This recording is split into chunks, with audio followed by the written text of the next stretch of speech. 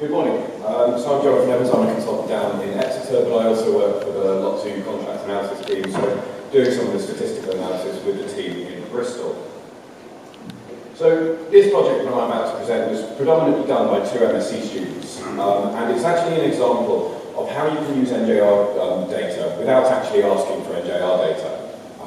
Instead of going through the long data application processes, sometimes you can just use things that are available already in the annual report and online. And if you're trying to get a student to do an MSc student, the process of going through all the data might be quite daunting. So this is a good example of how they can do it using data freely available to anyone and involve it in a new research project.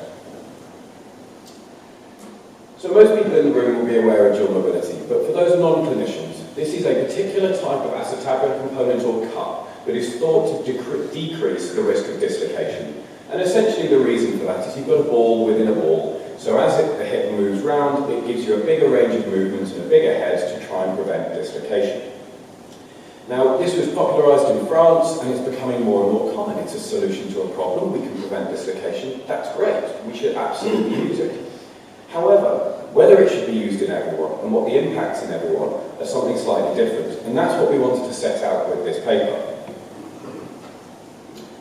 So the aim of the paper, in short, rather than all the long-winded there, we wanted to know, does dual mobility hip replacement meet the standards expected by NICE within the UK? So that is 5% revision rate or fewer at 10 years. So we need a better than 95% survival.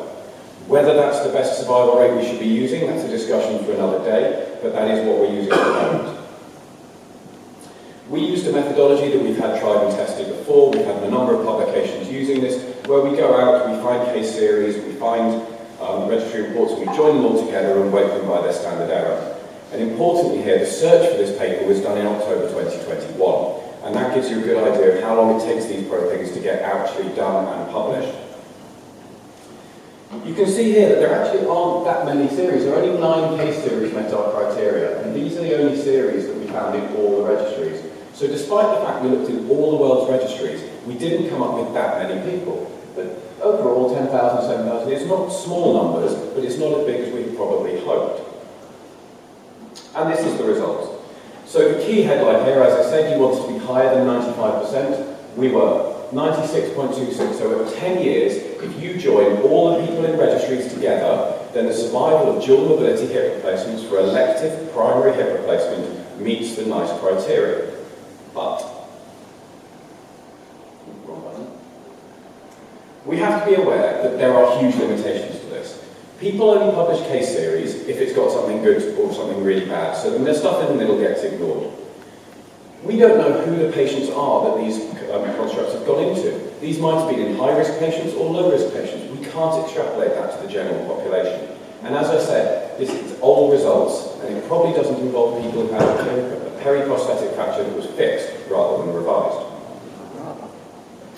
So, in summary, in our study here, we met the criteria to fall within the NICE benchmark.